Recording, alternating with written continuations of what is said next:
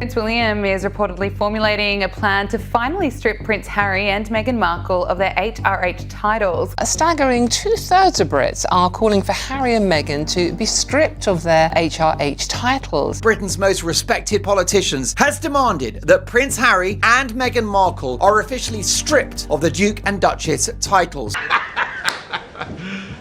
You serious?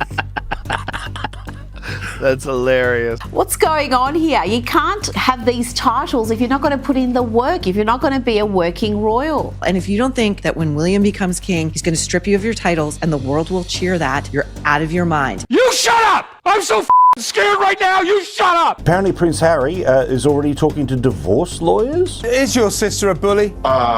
Yeah, obviously. Is it a bad look for Meghan to still refer to herself as a royal? Prince Harry has reportedly just landed in the UK, walking straight into a political firestorm that insiders claim he never saw coming. As we speak, members of parliament are taking their seats to begin a debate with one singular, brutal purpose: to decide whether to strip him of his royal title for good. I think it's time we brought the Sussex circus to a formal end. Conservative MP Bob Seeley is now introducing a bill to strip them formally of their titles. This isn't just noise, but a legitimate political ambush with real support, reportedly sending Harry into a panic as his entire identity is put on trial. The entire firestorm is the direct result of one broken promise that has festered for years, a promise revolving around three sacred letters: HRH. This was the foundational agreement of their exit deal, a rule allegedly set in stone by the late Queen Elizabeth herself. During the negotiations for Harry and Meghan to leave royal duties, it was agreed with Queen Elizabeth they will not use the HRH title. This wasn't just a trivial rule about branding, it was about the fundamental principle of what it means to be royal. The title of His or Her Royal Highness is an honor bestowed upon those who serve the crown, not a commercial asset to be leveraged for personal profit. It's not a financial thing. Working royals do not profit. They do not use their names to make money. It's an honor to have an HRH. For years, however, the Sussexes have been accused of deliberately blurring this line. Their defense has reportedly always been a flimsy distinction between using the title privately versus commercially, an excuse that critics argue was never part of the original deal. Oh, we're using it in our private life, but we're not using it commercially. That was not a caveat. It was simply they will not use them. Insiders claim this perceived defiance and rule-bending caused a slow-burning rage within the palace. Each time the HRH acronym appeared in connection with them, it was seen as another calculated act of disrespect to the late Queen and the institution she led for 70 years. So the fact that she's continued to use this HRH when they've been instructed not to, I think is absolutely infuriating in Buckingham Palace. Eventually, after years of this alleged back and forth, the palace's patience seemingly ran out. With no public statement and no warning, a cold, decisive move was made. The official royal website was quietly updated, scrubbing the sacred letters from their names and publicly demoting them with a few swift keystrokes. But on the website now, they are simply known as the Duke, and she for Meghan, not His or Her Royal Highnesses, which fills me full of joy. That quiet digital edit was a clear signal of the institution's anger. But behind the palace walls, a much more personal and powerful fury was brewing in the man who would one day be king. While King Charles has often taken a softer, more fatherly approach to the family drama, his heir, Prince William, is reportedly watching from the wings with cold fury. Sources close to the Prince of Wales claim he is done with the excuses and is already making strategic plans for the day he holds the power. William's furious, unsurprisingly,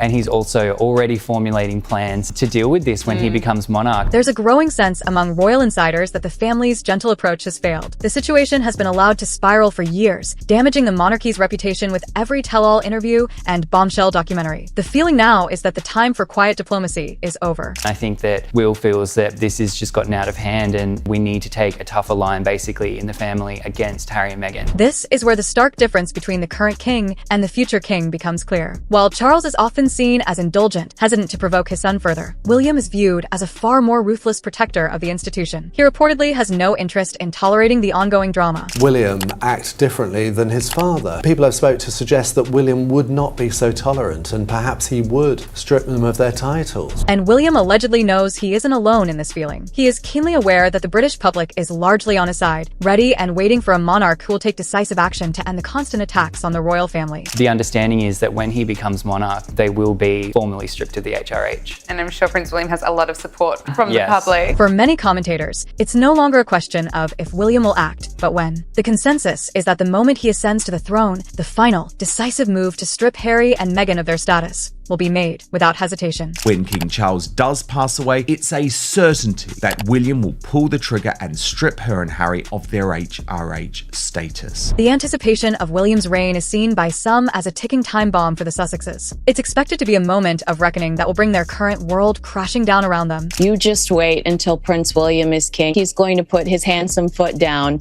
and he is going to rock Meghan Markle's world. William's hardening stance isn't happening in a vacuum. It's a direct reflection of a nation that has grown tired of the drama and is now firmly siding against the Sussexes. This growing anger within the palace isn't just an internal royal issue. It's being fueled by a massive shift in public opinion. After years of the Sussexes dominating the headlines with their family feuds and bombshell interviews, the public has seemingly had enough, and reports show they are now firmly siding with the monarchy. Most of the public is supporting the king in this family feud after Harry's bombshell BBC interview. The core of this shift is a concept many now refer to as Sussex fatigue. For years, the couple has cultivated a narrative of being wronged, voiceless victims who were downtrodden by the institution. From the bombshell Oprah interview to their tell-all Netflix series, the grievances have been aired time and time again. But that story has reportedly worn thin for a public that sees two people living a life of extreme wealth and privilege. All they've done for 5 years is complain and moan and see themselves as downtrodden victims. This growing frustration is no longer just quiet disapproval. It has morphed into loud, public, and widespread calls for definitive action. The demand to strip Harry and Meghan of their royal titles is now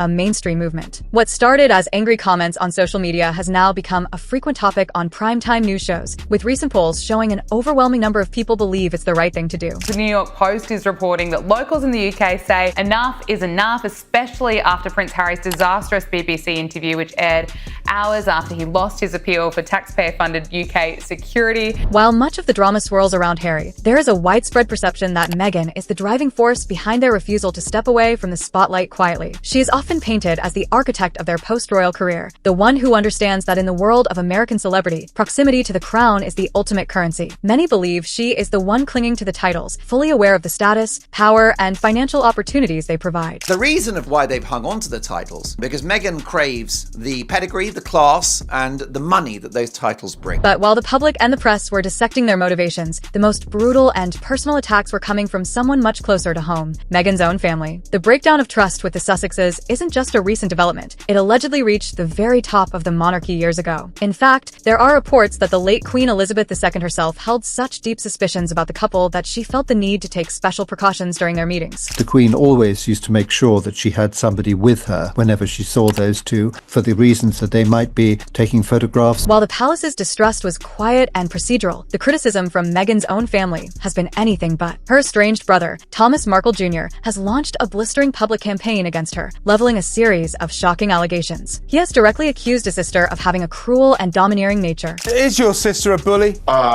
Yeah, obviously.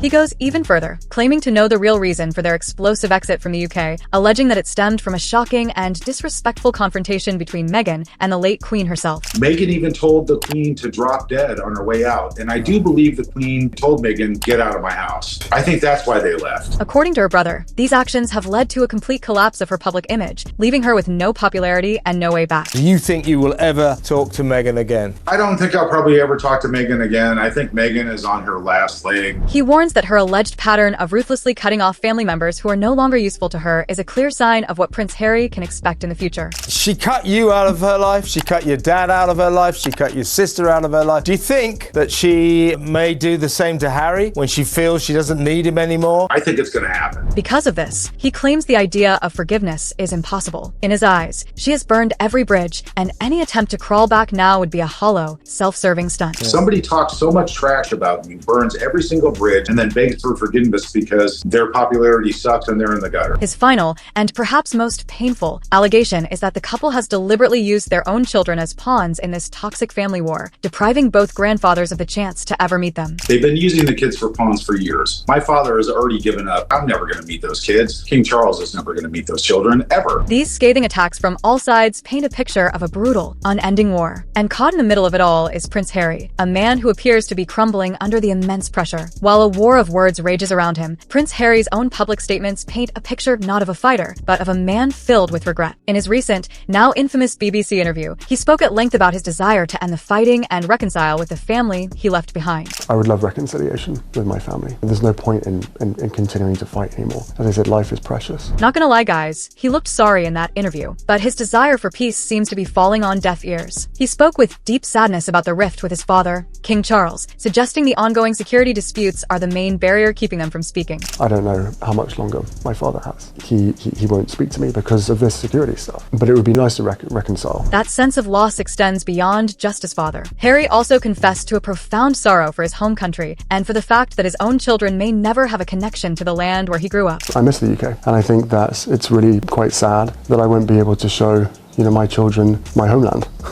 This image of a sad, remorseful son and father is being completely overshadowed by the brutal reality he faces. He is being attacked by his wife's family, his own brother is reportedly planning to strip his titles, and the British public has turned against him. But as if all that weren't enough, a shocking new rumor has surfaced, suggesting the one person supposedly left in his corner might be on her way out too. Apparently Prince Harry is already talking to divorce lawyers. He's hired a lawyer, and it happens to be somebody who's a great divorce lawyer. It's entirely plausible. With his title under threat, his family at war, and now his marriage reportedly on the rocks, Harry is a man completely cornered. This is the absolute endgame. This is the point of no return for Prince Harry. He is a man completely cornered, fighting a war on all fronts. In London, a political machine is moving to strip him of his identity. Across the nation, public opinion has turned decisively against him. His wife's family continues to launch personal and vicious attacks in the media. And according to insiders, his own marriage is now facing damaging rumors. Every pillar of support, every escape route, has reportedly been cut off, leaving him isolated and exposed.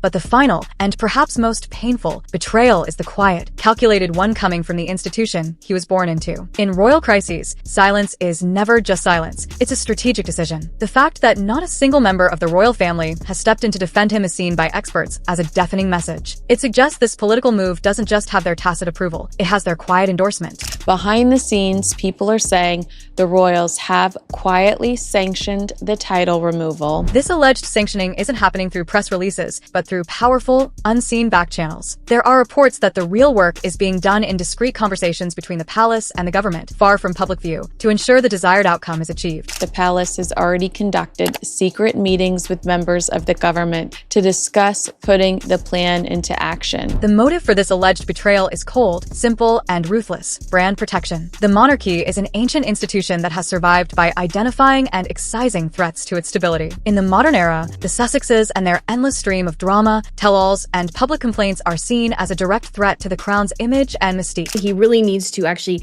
take the threat of the Sussexes a bit more seriously because they dilute the royal brand. With the monarchy making a cold, calculated move to protect its own brand, the Sussexes are left with a terrifying question. What happens to their brand when its royal foundation is shattered? The answer lies in the one thing they can't afford to lose: money. Because in the end it all comes down to money. The titles, the drama, the tell-alls, they were all components of a multi-million-dollar brand. And from where I'm standing, that brand is now facing a catastrophic collapse. The problem is that platforms like Netflix don't pay nine-figure sums just for family drama. They pay for an aspirational quality, a touch of royal magic that viewers want to be close to. When that magic is replaced by public ridicule and political scandal, the value of the brand plummets. And let's be honest, who can blame them? Insiders are already reporting on narrative fatigue, which is a clear sign that the streaming giant is growing tired of a story with diminishing returns. The fairy tale is over, and business is business. This brand decay directly impacts every other venture, and this is where the strategy just falls apart for me. Meghan's lifestyle brand, for example, is built on the idea that customers will pay a premium to buy into her world of effortless elegance. But it's nearly impossible to sell luxury home goods and curated wellness when your public image is mired in controversy. You can't position yourself as a victim of intense public scrutiny on a Tuesday and then try to sell a $150 jar of jam on a Wednesday. The two messages cancel each other out. The aspirational quality required for that kind of luxury branding evaporates when the public sees you not as a style icon, but as a source of endless drama. Their unique selling proposition was never just that they were famous, it was that they were royal. That was the entire foundation of their financial freedom. In my opinion, this is the central tragedy of their story. They had a golden ticket, a unique global brand that no one else on the planet could replicate, and it seems seems they systematically devalued it, thinking the Harry and Meghan name alone was enough. It wasn't. By allegedly breaking their promise to the Queen, trashing their family in interviews, and alienating the British public and Parliament, they have systematically destroyed the very asset they were trying to monetize. They are no longer royal rebels. They are becoming just another pair of controversial celebrities in a very crowded market. They left the monarchy to achieve financial freedom, only to discover that freedom was entirely dependent on the institution they fled. They traded a palace for a mansion in California, only to find themselves trapped in a prison of their own making. And the bars of that prison, in my opinion, are the royal titles themselves. Honestly, this is the core of the entire issue for me. You simply can't have it both ways. You cannot expect to keep the status, respect, and commercial power of a royal title while actively building a brand that profits from criticizing the very institution that grants it. The two things are fundamentally at odds. As long as they cling to the Duke and Duchess status without performing the duties, every move they make will be seen through that lens of hypocrisy, forever damaging their credibility and making them a permanent target. But that's just my final take on it, and I would love to hear what you have to say. What do you guys think about the royal titles? Should they be formally stripped by Parliament, or have Harry and Meghan earned the right to keep them? Or is there a third option? Should they take the ultimate power move and give the titles up voluntarily to finally end the debate? Let me know your opinion in the comments below.